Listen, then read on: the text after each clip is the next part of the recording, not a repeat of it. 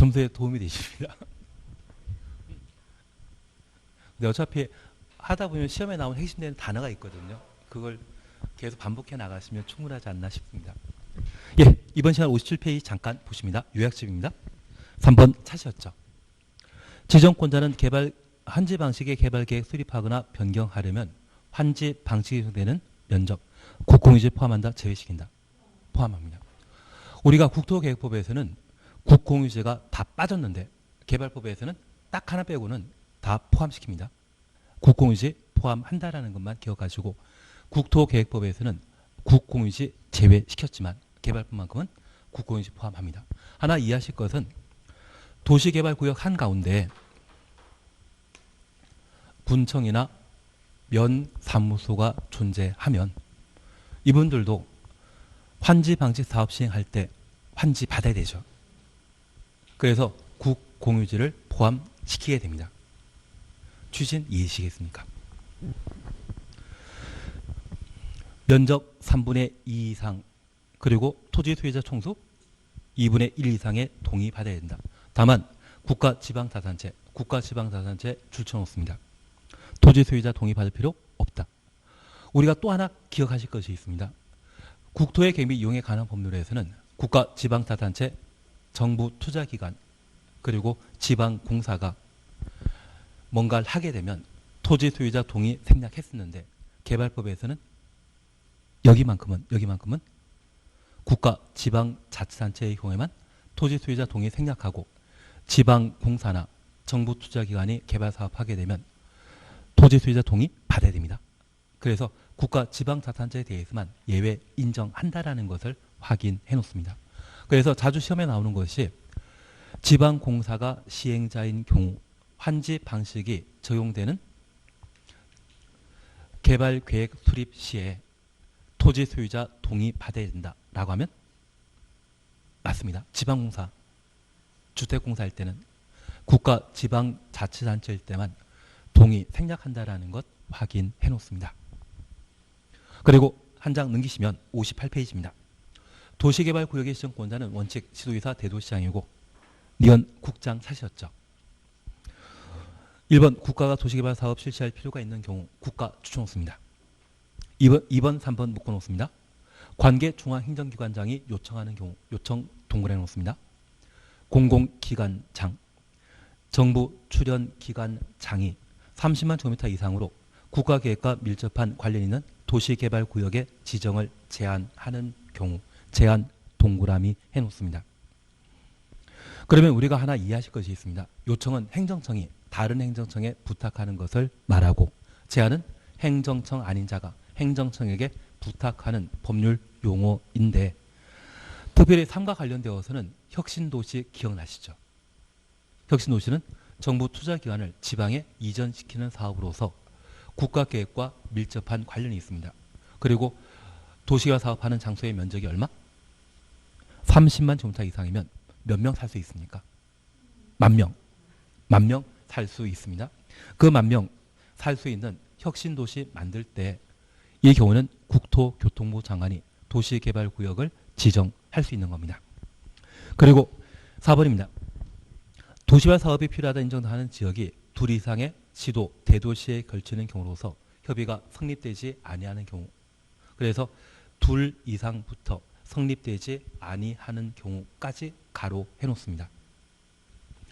원래 도시개발구역이 하남 위례지구처럼 서울 일부와 하남시 그리고 성남시에 걸친 경우라면 시도의사 대도시장이 협의하여 지정권자 하나를 결정하도록 되어 있습니다. 여기 도시화 사업은 개발 정비 보전 집행과 관련된 사안으로 저 지정권자가 2명 이상이면 사공이 많거든요. 사공이 많으면 배는 산으로 가버립니다.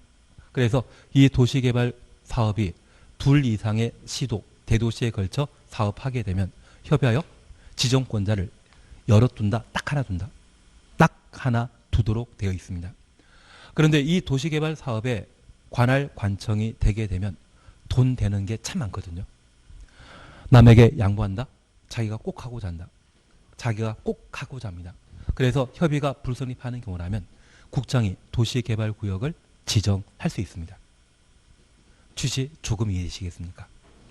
그리고 5번 천재지변입니다. 천재지변으로 도시개발 사업을 긴급하게 할 필요 있는 경우. 그래서 우리 이걸 잠깐 구분해 놓습니다. 여기 도시개발구역과 관련되어서는 대상과 절차 그리고 효과에 관한 사항을 함께 정리해 주시는데, 도시개발구역 지정권자는 원칙적으로 지도이사 대도시장이고 예외적으로 국토교통부 장관이 되며, 저 국장이 도시개발구역 지정할 수 있는 것은 천국이입니다. 이번에 인천국제공항과 관련되어 그냥 이게 가짜라고 하는데, 알바몬에서 알바로 채용되셨던 분이 정규직으로 전환되기로 되었다, 그런 이야기가 돌긴 돌더라고요. 우리 알바 천국이라는 말 기억나십니까? 그 알바 천국에 항상 천국이라고 하는 알바생이 있지 않습니까? 그래서 천국이라는 말 보게 되면 누가?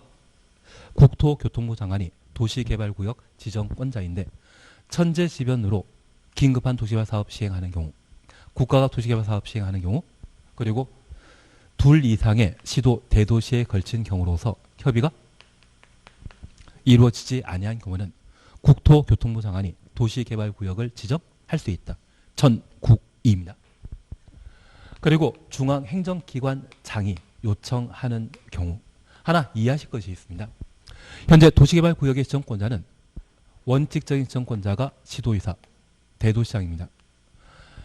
만약 충청남도에 속해 있는 천안시장이 도시개발 사업하고자 한다면 직접 하면 되고요. 충청남도의 공주시장이 도시개발 사업하고자 한다면 충남도지사에게 도시개발구역 지정을 요청하게 됩니다. 그래서 지방자치단체장인 시군구청장은 누구에게? 시도의사에게 요청해서 도시개발 사업을 시행할 수 있는데, 중앙행정기관장은 자기와 동급인 국장에게 도시개발 사업하겠다고 요청하게 됩니다. 그러면 제가 이 말 드렸습니다. 단지 조성 사업도 도시개발 사업이죠. 단지 조성 사업도 도시개발 사업인데, 우리 산업단지를 만들게 되면 산업통상자원부 장관이 도시개발 사업 하고자 하는 것이거든요. 그러면 누구에게? 국장에게. 그리고 중문단지나 보문단지라는 곳 들어본 적 있다면 걔가 관광단지입니다.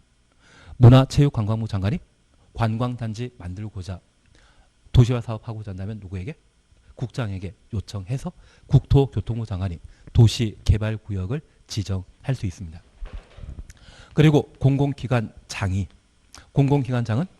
지방공사이겠습니까? 중앙공사이겠습니까? 중앙공사입니다. 그래서 한전이 나주로 이전했다는 이야기 들어본 적이 있으시고, 그런 중앙공사가 혁신도시와 관련된 도시개발 사업하고자 할 때 그 단위 면적이 얼마? 30만 제곱미터 이상이라고 하면 누구에게? 국장에게 직접 제안하여 도시개발 사업을 시행할 수 있는데, 우리가 잠깐 이해하실 것이 있습니다. 여기 국장 찾아가서 요청하거나 제안하는 자는 중앙행정기관장, 중앙공사이죠. 만약 지방공사장이, 지방자치단체장이 국장에게 요청한다, 제안한다, 이 말 나오면 무조건 틀립니다. 국장에게 요청하거나 제안할 수 있는 자는 중앙행정기관장, 중앙공사인 때만 가능한 것이지, 지방공사나 지방자치단체장은 장관 찾아가는 법 없습니다. 그래서 제가 부탁드릴 것은, 국장이 도시개발구역 지정하는 것은 천국입니다. 천재지변, 국가가 도시개발 사업 필요로 하는 것, 1기, 2기, 3기 신도시가 여기에 해당되게 됩니다. 4기 신도시는 안 만들겠죠. 예, 한 20년 뒤에 할지 모르겠지만 지금은 안 할 것 같습니다. 3기지면 충분하지 않겠습니까? 그리고 도시개발구역이 둘 이상의 시도, 대도시에 걸친 경우로서 협의가 성립되지 아니한 경우, 특별히 이 경우는 하남 위례시구가 구체적인 사례이기 때문에 시험에 자주 나올 수 있는 상황이고, 최근 정부에서는 3기 신도시 지정했기 때문에 국가가 도시개발 사업 필요하다면 국장 찾아간다, 그걸 파악해 주시는 게 필요하십니다. 이번 요청 제안과 관련되어서는 요청은 필요 없고 제안은 천천히 한번 봐주시는 것도 필요하실 겁니다. 다만 제가 부탁드릴 것은, 니은 절차 찾으셨죠? 절차 찾았습니까?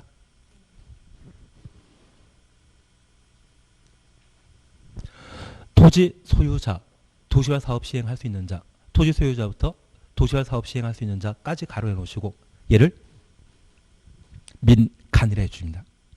공공이 아닙니다. 민간입니다. 저 민간이 도시개발구역 지정 제한하려는 경우 대상 토지 면적의 3분의 2 이상의 토지 소유자 동의 받아야 된다. 면적 3분의 2 가로 해놓습니다.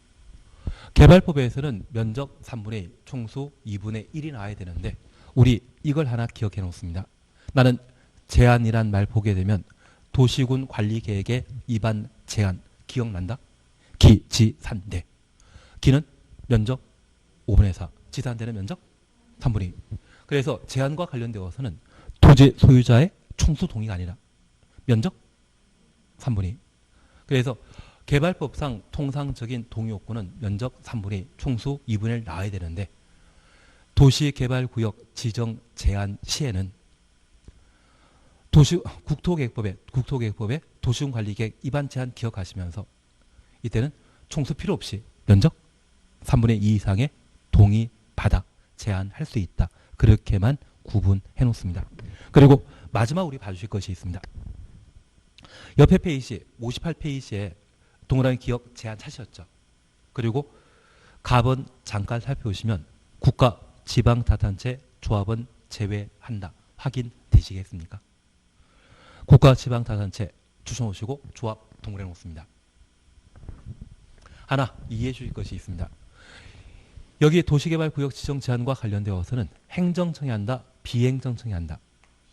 비행정청이 도시개발구역 지정 제한할 수 있는 자이기 때문에 저 제한하고자 하는 자에게는 국가 지방자치단체는 빠질 수밖에 없습니다. 왜 국가 지방자치단체 제외하는지 이해되신 겁니다. 제한은 누가 한다? 행정청 아닌 자가 하기 때문에 국가 지방자치단체는 제한한다 못한다? 못하는 겁니다. 그리고 이제 우리 기억하실 것이 조합을 함께 보셨는데 이 조합은 도시개발구역 지정된 이후에 만들어집니다. 그런데 도시개발구역 지정 제한은 도시개발구역 지정 전에 이루어지는 절차이거든요. 그러면 이 조합은 아직 세상에 태어나기 전이거든요. 세상에 태어나기 전인 조합이 도시개발구역 지정을 제한할 수 있다? 없습니다. 그래서 우리 민법 공부하시면서 정지조건부 또는 해제조건부 보시면서 태아와 관련된 인격에 관한 이야기 또는 권리능력에 관한 이야기 한번 들어본 적 있으실 텐데 우리 이 조합은 아직 세상에 나오기 전이기 때문에 도시개발구역 지정 제한할 수 있다 없다? 없습니다. 그래서 만약 도시개발조합이 도시개발구역 지정권자에게 도시개발구역 지정 제한할 때 면적 3분의 2 이상의 토지 소유자 동의 받아야 된다. 이 말 나오면 드립니다. 조합은 제한한다 못한다? 못한다. 그래서 가로 속에 국가 지방자치단체는 행정청이기 때문에 제한한 당사자 아니고 조합은 구역 지정 이후 등장하기 때문에 제한할 수 있는 자가 아니다. 그걸 잡아주십니다. 양가로 2번 도시개발구역 지정 대상 살셨죠? 면적 살펴보시니 주거적 상업지역은 10,000 이상, 공업지역은 3만 제곱미터 이상 돼야 되고 자연녹지지역과 생산녹지지역의 경우는 10,000 이상. 그런데 우리 국토의 계획 및 이용에 관한 법률에 개발행위 허가 요건과 관련되어 개발행 허가 대상은 규모 크다 작다? 작았습니다. 그래서 도시지역 중에 공업지역의 경우는 3만 제곱미터 미만이고 주거지역, 상업지역, 자연녹지지역, 생산녹지지역은 잘 모른다. 보전녹지지역은 5,000 미만이었는데 현재 도시화 사업은 공원에 해당되는 보전녹지지역을 대상으로 도시화 사업하는 것 없습니다. 그러면 도시개발 사업은 도시군 관리 계획으로 결정되는 규모 큰 공익 사업이기 때문에 공업지역은 3만 이상, 주상, 자연녹지지역, 생산녹지지역의 경우는 10,000 이상인 때 주상 공록에 도시개발 사업할 수 있는 면적 요건이 되게 됩니다. 이해하신 걸로 알고 있겠습니다. 그래서 여기 개발행 허가와 관련된 면적 요건과 도시개발 사업의 면적 요건은 서로 큰 사업과 작은 사업이기 때문에 서로 반대라는 것 파악해 뒀습니다. 미만이라는 말 쓰게 되면 개발행 허가 대상이고 이상이라는 말 쓰게 되면 도시개발 사업의 면적 요건에 해당되는 것으로 파악해 뒀습니다. 이해하신 걸 알고 있겠습니다. 그리고 5번 비도시지역의 경우 관리적, 농림적, 자연환경보전지역입니다. 원칙적 면적은 얼마 이상일 것? 30만 제곱미터 이상일 것. 우리가 하나 알고 있습니다. 10,000명이 거주하기 위해서는 최소 면적이 얼마 돼야 된다? 30만 제곱미터 돼야 된다. 이번에 용산 정비창의 면적이 50만 안 되고 40만 넘거든요. 이곳에 아파트 8,000세대에서 10,000세대로 지금 바뀌게 되었는데, 10,000세대면 한 세대당 3명씩 거주한다고 하면 몇 명 살겠습니까? 3만 명이거든요.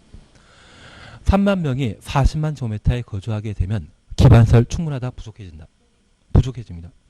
이렇게 과밀화되게 되면 그 용산 정비창은 살만한 동네입니까? 못 사는 동네이겠습니까? 못 사는 동네입니다.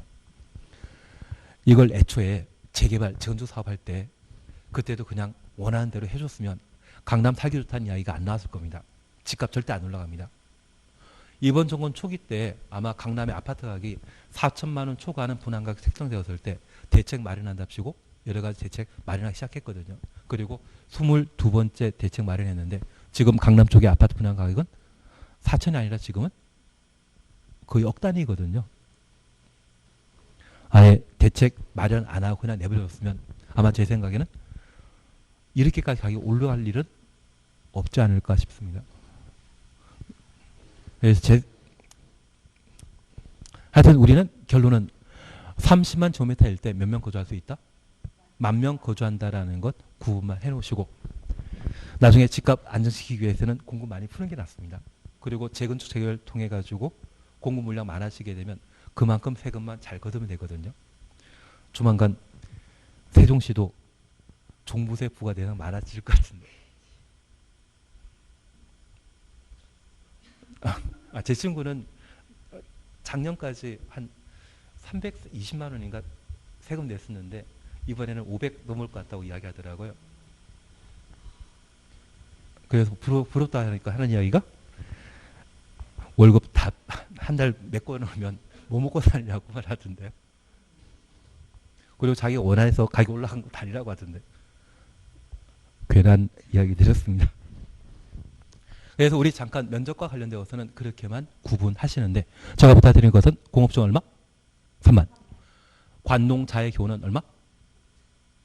30만. 관농자의 경우는 30만 이상.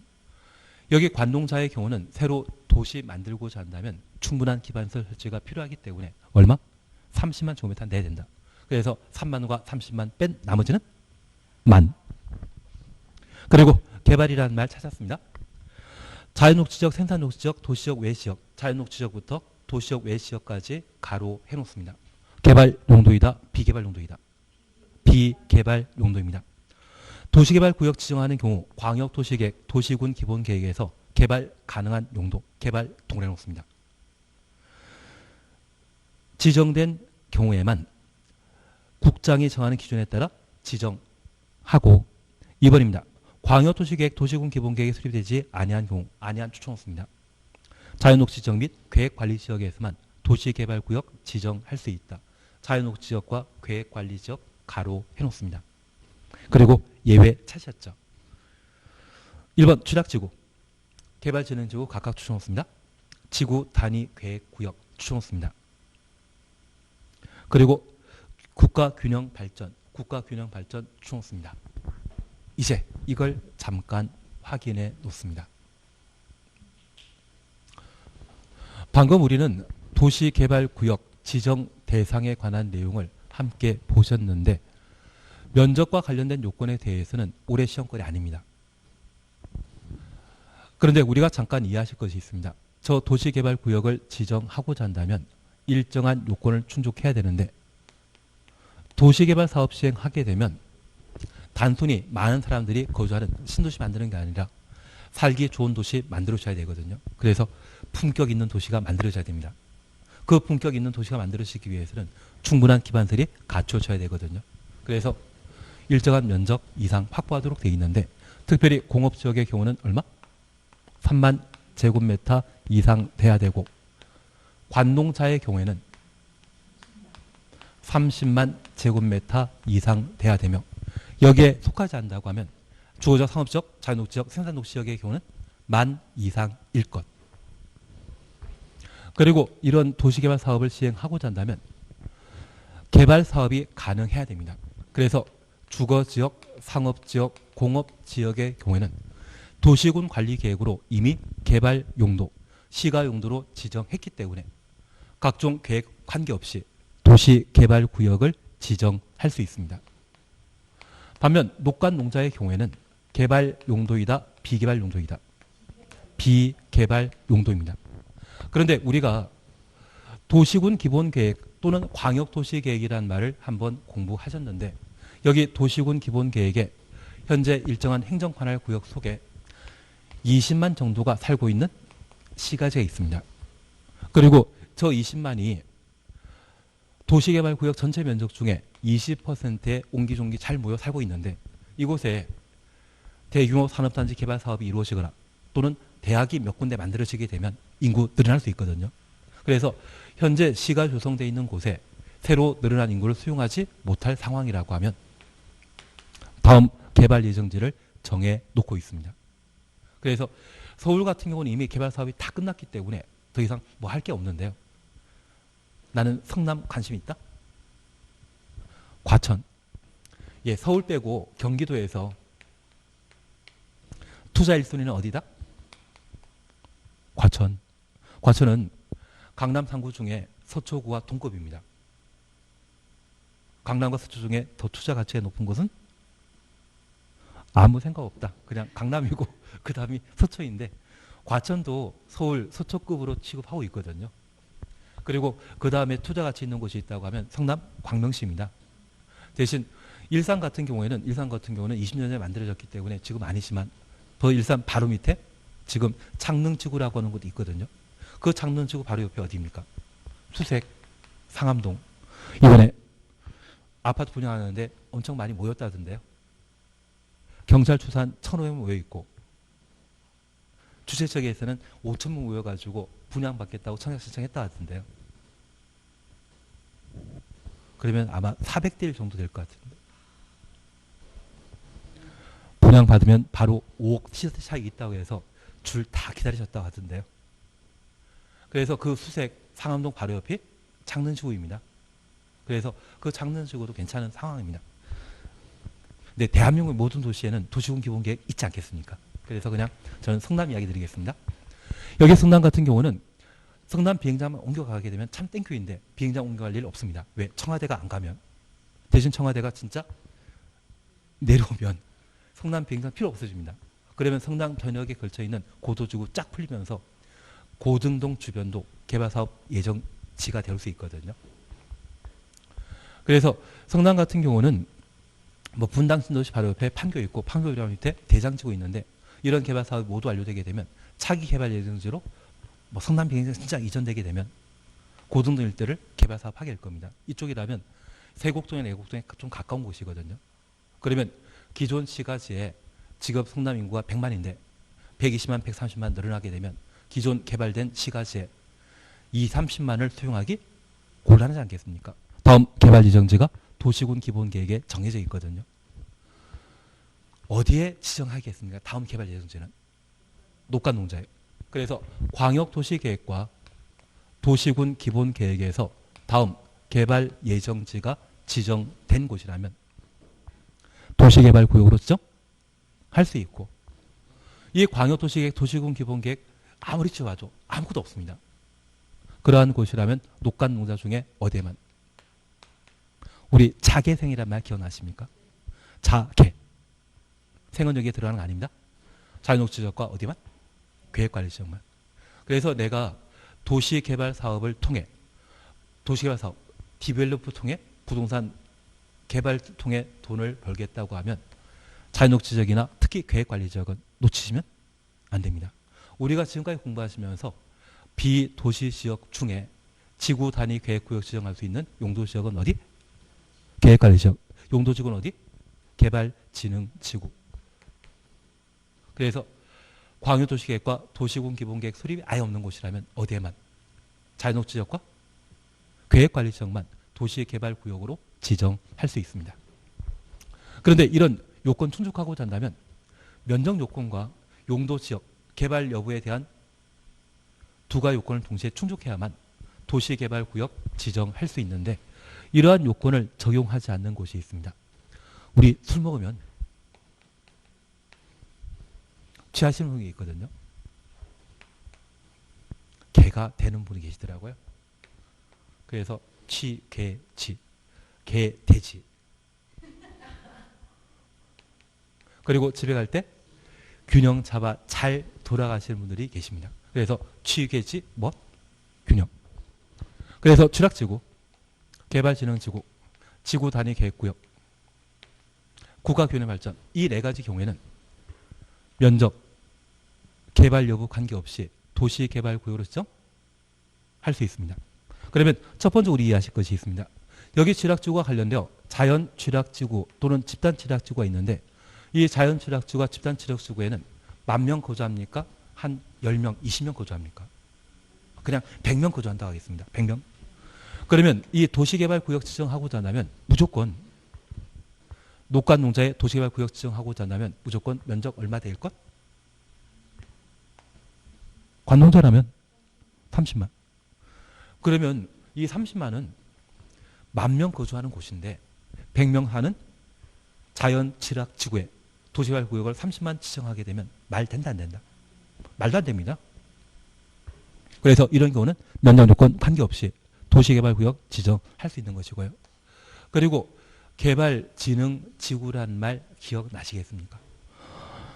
우리 59페이지에 1번 취락지구, 개발진흥지구 찾으셨죠? 개발진흥지구 찾았습니까? 59페이지 예외 찾으셨죠? 취계지 균형. 그러면 잠깐 우리 이해해 주실 것이 있습니다. 이 개발진흥지구와 관련되어서는 우리 산운총 개발진흥지구의 지정 제한 기억나십니까? 면적 얼마? 만 이상? 3만 미만일 것. 그리고 저 산운총 개발진흥지구 지정 제한할 수 있는 용도지역은 자, 개, 생. 만약 계획관리지역, 생산관리지역이 대상이었다면 얼마 이상일 것? 30만 이상인데 지정 제한에서 산운총 개발진흥지구가 지정되었다면 3만 미만이거든요. 면적 요건 관계없더라도 얘 뭔가 개발 사업 필요하지 않겠습니까? 그래서 이런 경우는 면적 관계없이 할 수 있다. 그리고 지구 단위 계획구역과 관련되어 우리 이 말 하나 기억하십니다. 지구 단위 계획구역은 원칙적인 단위 면적이 3만 제곱미터 이상이고 아파트와 연립대 건설할 목적이라면 30만, 초등학교 갖추게 되면 10만 이상이거든요. 우리 요약집 잠깐만 봐주십니다. 41페이지 찾았습니까? 그리고 한 장 넘기시면 비도시지역 찾으셨죠? 비도시지역 찾았습니다. 그리고 박스 속에 1번 방가루 2번 보게 되면 비도시역의 지구 단위 계획구역 지정하고자 한다면 단위 면적 얼마 이상일 것? 3만 이상일 것. 아파트 연립대획 건설 계획 포함된 경우는 얼마? 30만. 그래서 지구 단위 계획구역이 지정된 곳에 도시개발구역 지정하는 때는 지구 단위 계획구역의 지정 단위가 원칙이 3만 이상이거든요. 그래서 공장 만들거나 또는 관광단지 만들기 위해 지구 단위 계획구역 지정했다고 하면 비도시역은 3만 이상인데 관농자인 도시개발 사업하고자 한다면 얼마? 30만 이상일 것. 그래서 면적 관계없이 지구 단위 계획구역의 경우에도 할 수 있다는 이야기입니다. 그리고 우리 국가균형 발전 기억해 주시는 게 필요한데 여기 국가균형 발전 하기 위해 지방에 혁신도시 만들고자 한다고 하면 보통 녹관농자에 만들어지거든요. 저 녹관농자에 만들어지게 되었을 때 광역도시계획 도시기본 기본계획에서 개발 예정 없는 곳에 깜짝 놀래는 쪼를 하는 것이거든요. 그러면 광역도시계획과 도시군기본계획 수립 없다고 하면 자연녹지지역과 계획관리지역만 도시개발구역을 지정할 수 있는데 이곳은 땅값 비쌉니다. 그래서 혁신도시 만들어지게 되면 자연녹지지역이나 계획관리지역이 만들어진다? 그냥 농림지역에 만든다. 농림지역에 만드는데 그냥 저도 이야기 들었는데 전주 옆에 혁신도시가 하나 있다고 합니다. 그 혁신도시 주변이 돼지 축사가 꽤 많다고 하더라고요. 악취가 심하다고 하던데요. 왜? 농림지역에 그냥 만드니까. 그러면 우리가 잠깐 이해하실 것은 원래 녹간농자에 도시화 사업하고자 한다면 광역도시계획과 도시군기본계획 수립되지 않았다면 어디에만? 자연녹지지역과 계획관리지역만 도시화 사업할 수 있는데 국가균형 목적이라고 하면 이것 무시하고 아무 데나 한다는 이야기죠. 그래서 취하면 개돼지, 집에 갈 때는 균형입니다. 이런 경우는 면적 요건과 개발 여부에 관계없이 도시개발구역 지정할 수 있는 것이죠. 그래서 예외 인정되는 쥐락지구, 개발진흥지구, 지구 단위 계획구역, 국가균형발전 이러한 4개 보게 되면 도시개발구역 지정 대상과 관련된 예외에 해당된다라는 것 밝혀놓습니다. 취진 조금은 이해하시겠습니까? 저는 잘하는 것처럼 보이는데 이제 좀 이따 문제 풀어보시면 됩니다. 한 장 넘기십니다.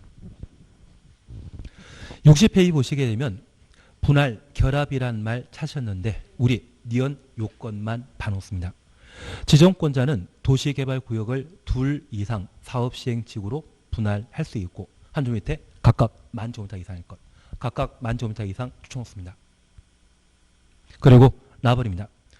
지정권자는 서로 떨어진 2 이상의 지역을 결합하여 하나의 도시개발구역으로 지정할 수 있고 이 경우 10,000제곱미터 이상인 지역이 하나 이상 추천없습니다.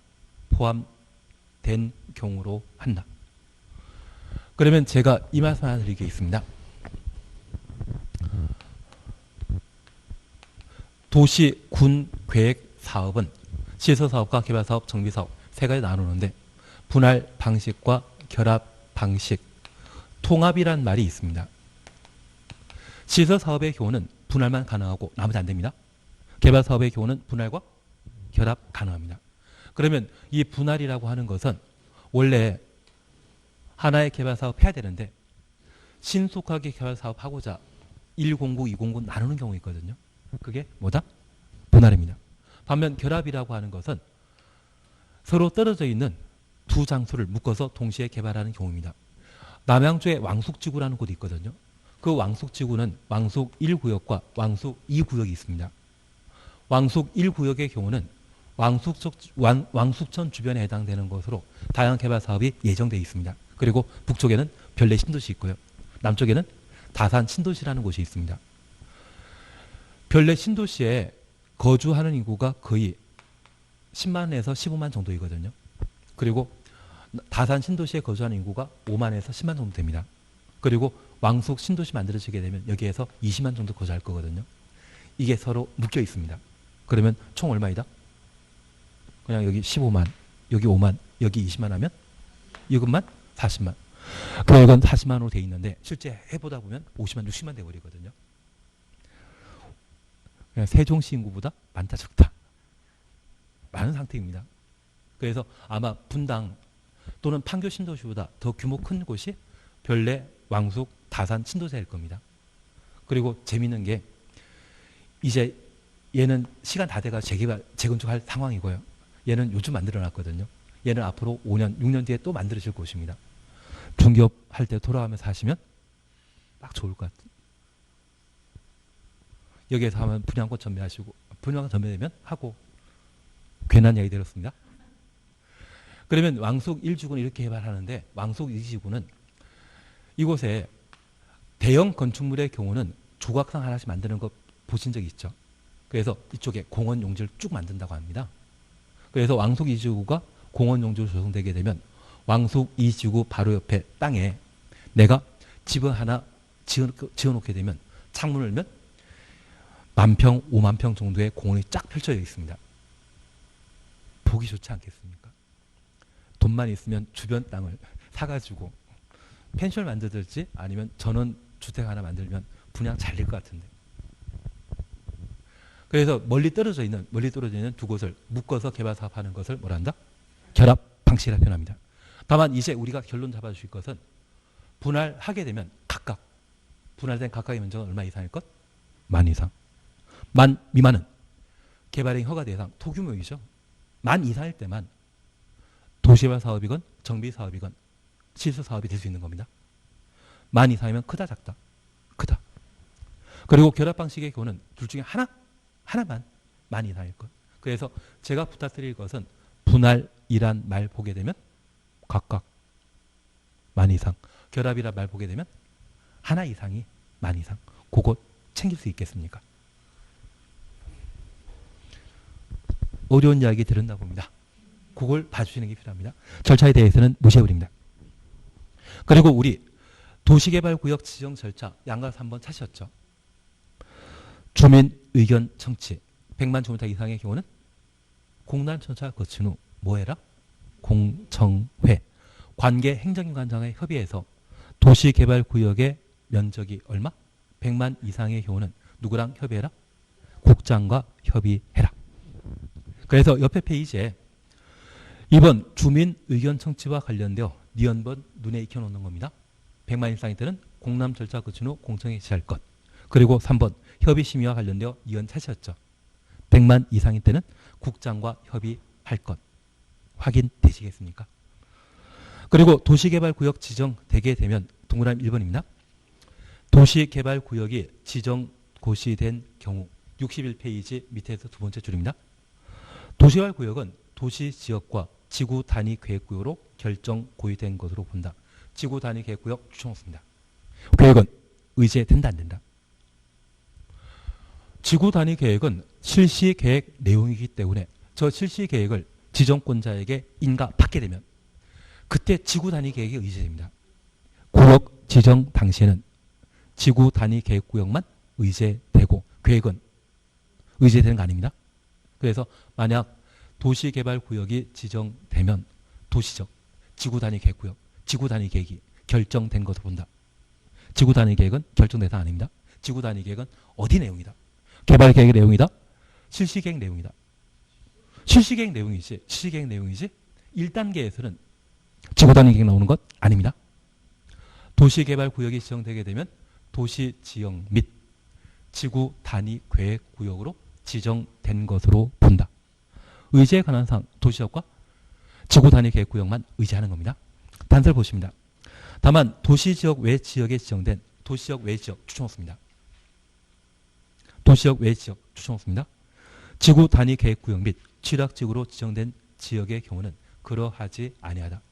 의제된다 안 된다? 안 된다. 그러면 우리 이걸 잠깐 봐줬습니다. 나는 도시개발구역 지정과 관련되어 대상 잘 공부했다. 면적, 개발 여부, 그리고 예외, 취계지 규정. 뭐 본 것 같습니다. 그리고 지정권자에 관한 사항 보셨고 절차와 관련되어서는 제가 강조드리는 건 두 가지였습니다. 100만이라 말 보게 되면 공람 절차 거친 후 공청회 지해야 된다. 100만이라 말 보게 되면 국장과 협의해야 된다. 이런 절차를 통해 도시개발구역이 지정 고시되게 되면 첫 번째 도시개발구역은 도시지역 및 지구단위계획구역으로 지정된 것으로 본다. 어차피 1단계에서 두 문제 나옵니다. 이거 해놓으면 두 문제 맞추시고 나중에 제가 시행자 파트를 하나 해드리면 그 시행자 파트에서 또 두 문제 나오거든요. 나는 네 문제면 충분하다. 더 맞아야 된다. 충분하고 나중에 제가 수용 방식과 환지 방식도 문제 풀면서 시험에 나올 것 몇 개 정리해 드릴 거거든요. 운 좋게 배웠던 거 나오면 잘 찍으셔가지고 6문제 다 맞으시고 그게 아니라고 하면 그냥 4문제 맞추는 걸로 전 소박합니다. 그러면 우리 잠깐 이해하실 것은 도시개발구역은 도시개발사업 다 끝나면 도시로 바뀌어야 되거든요. 그리고 이 도시개발사업은 도시개발사업 하는 장소이기 때문에 상세한 계획인 지구단위계획 수립이 필요해요. 지구단위계획구역으로 지정된 것으로 의제하게 됩니다. 다만 취지는 의제 대상에서 제외시킵니다. 앞에 도시지역 아닌 비도시지역의 취락지구와 지구단위 계획구역은 제외시킨다. 하나 이해하실 것이 있습니다. 만약 자연취락지구, 녹관농자, 특히 관농자의 자연취락지구를 도시개발구역으로 지정해서 개발사업 하게 되면 그 관농자의 자연취락지구는 도시로 가야 되겠습니까? 그냥 관농자야 되겠습니까? 여기 자연취락지구에 거주하는 사람이 100명입니까? 10,000명입니까? 100명입니다.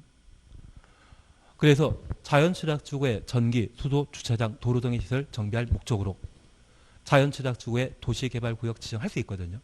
대신 이 도시개발구역 지정하게 되면 그 취락지구의 각종 정비사업, 원래 나라에서 돈 나야 되는데 도시개발구역 지정하게 되면 도시개발사업 시행하는 자가 모든 비용을 부담하게 됩니다. 우리 한 번도 안 가보셨겠지만 정선에 카지노 있거든요.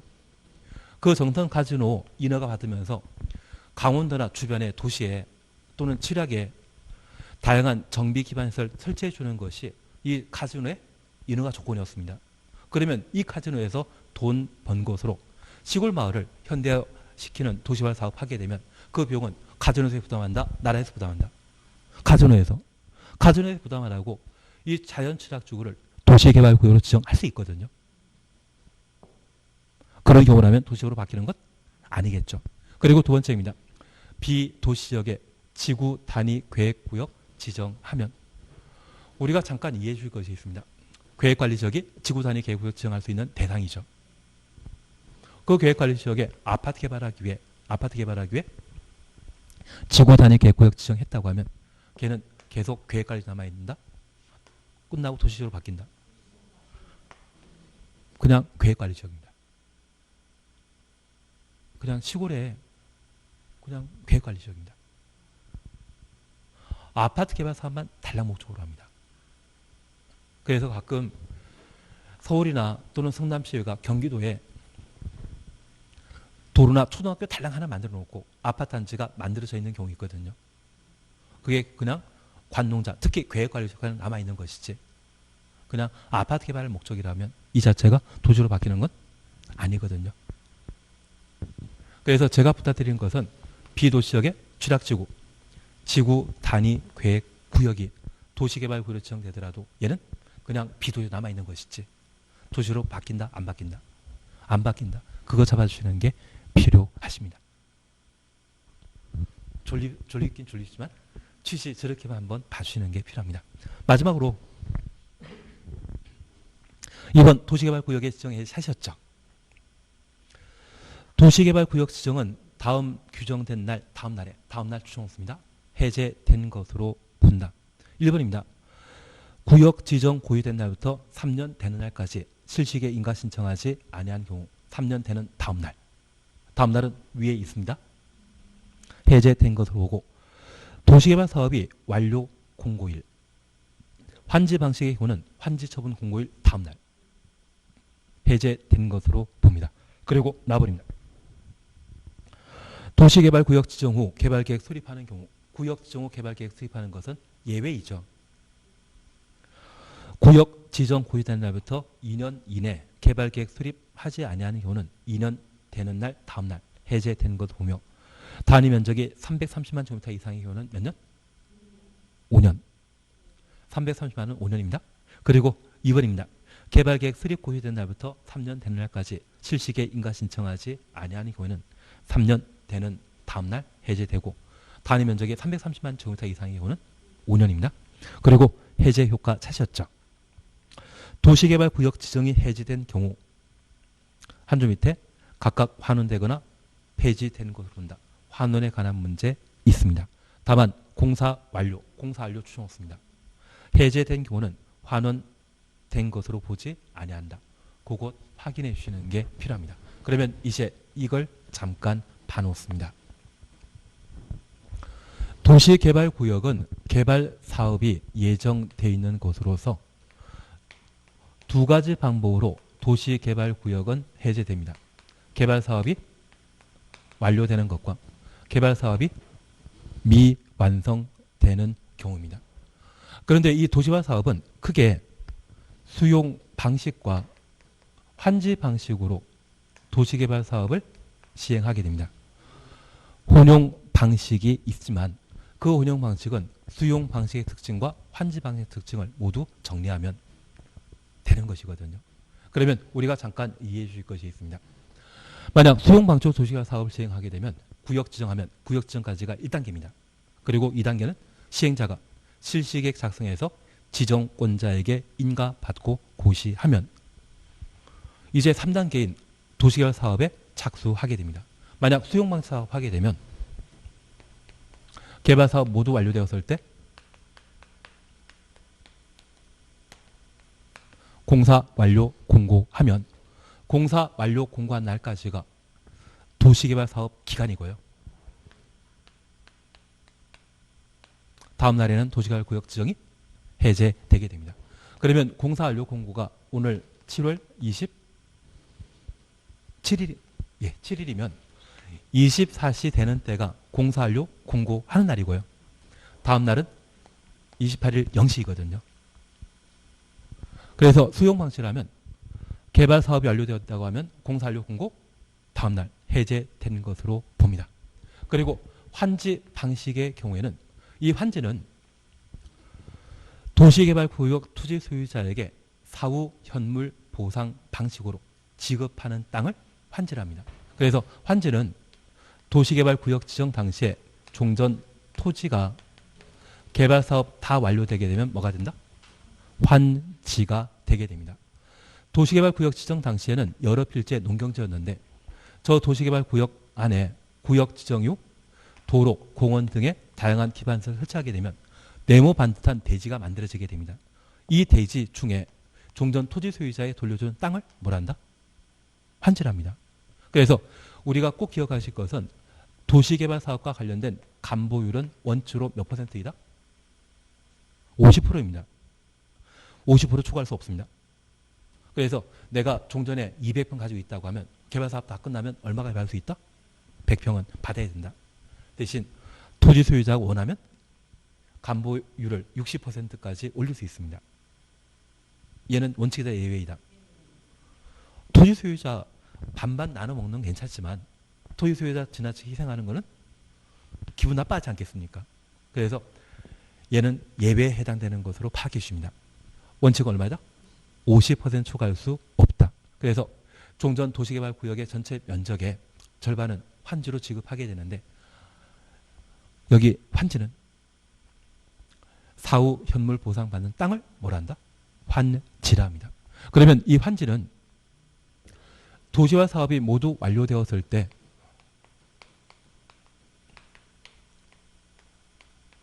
공람에 관한 절차를 거치도록 되어 있습니다. 원래 환지 받기라는 것이 100평이었는데 90평만 지급하게 되면 그냥 가만히 있습니까? 이의 제기해야 되겠습니까? 이의 제기해야 됩니다. 그래서 공람 절차를 거친 후 공사 완료되게 되면 공사 완료 공고하고 저 공사 완료 공고한 날부터 60일 내 환지 처분이라는 것을 하도록 되어 있습니다. 환지 처분 공고 다음 날 환지 처분 공고 다음 날 종전 토지를 대신한 환지를 토지 소유자 받을 수 있거든요. 그래서 제가 부탁드린 것은 수용 방식에는 공람 없습니다. 왜? 수용 방식은 도시개발구역의 모든 땅이 시행자이기 때문에 누구 눈치 볼 필요 있다 없다? 없습니다. 반면에 환지 방식의 경우는 시행자는 종전 토지 소유자에게 보상하기로 한 약속이 있거든요. 그 약속 지켜야 되거든요. 그래서 뭐하고? 공람하고 공람 이후 준공 인가 등의 절차를 거쳐 공사 완료 공고하게 되면 공사 완료 공고한 날부터 얼마? 그냥 60일 내 환지 처분하도록 되어 있습니다. 그냥 환지 처분하도록 되어 있습니다. 환지 처분하게 되면 환지 처분 공고 다음 날 환지에 대한 소유권을 취득하게 됩니다. 종전 토지에 대해서는 환지 처분 공고 당일날 권리 계속 유지한다, 소멸된다. 하나 챙겼으면 하나 없어져야 되거든요. 환지의 소유권 취득했다면 종전 토지에 대한 권리는 환지 처분 공고 한 날 권리 소멸하고 다음 날에는 권리 발생하게 됩니다. 그러면 저 환지 처분 공고 다음 날, 환지 처분 공고 다음 날 도시개발 구역은 해제되게 해제된 것으로 의제하게 됩니다. 되신 겁니다. 그리고 미완성. 우리가 잠깐 이해하실 것이 있습니다. 원칙적인 방법으로 도시화 사업이 이루어지게 되면 도시개발구역이 지정 고시된 때 도시적 및 지구 단위 계획구역으로 결정 고시된 것으로 본다. 지구 단위 계획이 의제되죠. 저 지구 단위 계획이 의제되게 되면 지구 단위 계획구역에는 몇 년 내 지구 단위 계획 수립해야 된다? 3년. 그러면 저 지구 단위 계획이 포함된 것이 뭐다? 지구 단위 계획이 포함된 행정계획이 뭐다? 실시계획입니다. 그래서 구역 지정 후 3년 내 실시계획 인가 못 받았다고 하면 3년 되는 다음날 도시개발구역 지정은 해제된 것으로 의제하게 됩니다. 그래서 구역 지정하고 3년 내 실시계획 인가 신청하지 못했다면 시행자가 돈 없다는 이야기죠. 돈 없으니 실시계획 제대로 인가 받지 못한 겁니다. 그리고 두 번째입니다. 예외적으로 토지 가격이 급등하는 경우라면 구역 지정하고 개발계획 수립하게 됩니다. 저 구역 지정과 개발계획이 동시에 이루어지게 되면 원칙의 도시개발구역 지정 고시된 것과 똑같거든요. 그리고 저 계획이 수립되게 되면 계획 수립한 날부터 몇 년?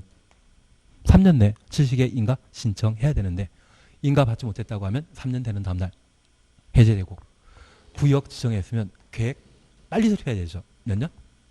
2년. 그런데 이 도시개발구역의 단위 면적이 330만 제곱미터 이상이면 2년이 5년으로 3년이 5년으로 변경되게 됩니다. 그래서 지금 우리 봐주실 것은 우리 가번에 박스 속에 2번 찾으셨죠. 도시개발사업 공사 완료 공고. 이거 수용 방식일 때는 공사 완료 공고 다음날 도시개발구역 지정은 해제된 것으로 보고 환지 방식이라면 환지 처분 공고 다음날 해제된 것으로 본다. 그리고 1번은 공사 완료된 것입니까? 미완 상태입니까? 미완성 상태입니다. 구역 지정 고시된 날부터 몇 년? 3년 내 실시계획 인가 신청하지 아니한 경우 도시개발구역이 지정 고시되면 지구단위 계획구역 의제되지 않습니까? 3년 내 지구단위 계획 포함된 실시계획 인가 신청하지 않았다면 3년 되는 다음날 해제되고 나버립니다. 구역 지정 후 개발계획 수립하게 되면 이곳은 땅값 그냥 올라간다, 급등한다. 어디였습니까? 녹과농자. 전체 도시개발구역 중에 주상공해 면적이 30% 이하인 곳이 구역 지정 후 개발계획 수립할 수 있는데 투기 차단하기 위해 도시개발구역을 우선 지정하는 경우였습니다. 그럴 때 도시개발구역 지정 고시 날부터 몇 년? 2년 내 개발계획 수립해야 되고 개발계획 수립되게 되면 원칙적인 구역 지정과 개발계획 동시에 수립된 것과 똑같거든요. 그날부터 몇 년? 3년 내 실시계획 인가 신청해야 되는데 신청 안 하면 3년 되는 다음날. 다만 해제 기간이 도시개발구역의 단위 면적이 330만 제곱미터 이상이면 2년, 3년은 몇 년으로 변경된다? 5년으로 바뀐다. 그걸 봐주십니다. 그러면 이제 얘를 잠깐 봐놓습니다. 첫 번째 우리 기억할 게 있습니다. 1단계와 관련되어서는 30만이 두 번 나옵니다. 첫 번째, 정부 투자기관, 공공기관장이 국가계획과 관련된 도시개발구역 국장에게 지정 제한하고자 한다면 면적 얼마? 30만 제곱미터 이상일 것. 두 번째, 도시개발구역의 단위 면적이 비도시적인 때는 30만 이상일 것. 그리고 100만 제곱미터 이상은 공람 절차 거친 후 공청회 개최 대상이고 국토교통부 장관의 협의 대상이었습니다. 그리고 330만은 베드타운만이 아니라 다양한 도시기능 갖추고 있는 복합 도시기능 확보할 대상이 얼마였다? 330만. 그래서 대한민국에서 가장 백화점 중에 맛집 많이 들어가 있는 곳이 롯데월드이겠습니까? 판교 현대백화점이겠습니까? 판교 현대가 제일 맛집 많이 들어가 있습니다. 괜한 얘기 들었습니다. 그리고 330만과 관련되어 해제 기간이 5년으로 바뀌는 것이 330만입니다. 그래서 1단계와 관련되어 30만 2번, 100만 2번, 330만 2번씩 각각 나온다라는 것 확인해 놓습니다. 1단계 다 끝난 겁니다. 그리고 쉬었다 하십니다.